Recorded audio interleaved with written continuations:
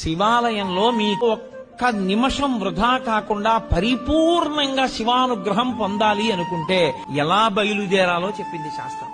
త్రిపుండ్రములను ధరించి బొట్టు పెట్టుకుని పంచె కట్టుకుని ఉత్తరీయాన్ని తీసి నడుముకి బిగించుకుని మీద ఉత్తరీయం వేసుకోకుండా శివాలయం బయటే చెప్పులు విడిచిపెట్టి కాళ్లు కడుక్కుని కుడికాలు ముందు పెట్టి లోపలికి వెళ్లి మొట్టమొదట రాజగోపురాన్ని చూసి తర్వాత శివాలయ గోపురాన్ని చూసి అప్పుడు మీరు శివాలయం దగ్గరికి వెళ్లి నంది దగ్గర మాత్రమే మీరు ప్రదక్షిణాన్ని ప్రారంభం చేయవలసి ఉంటుంది.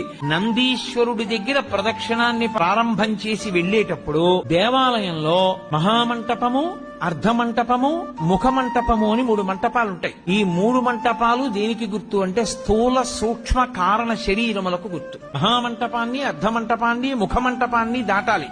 ఒక్క మారు చేస్తే చాలు. 3 మార్లు చేస్తే విశేషం.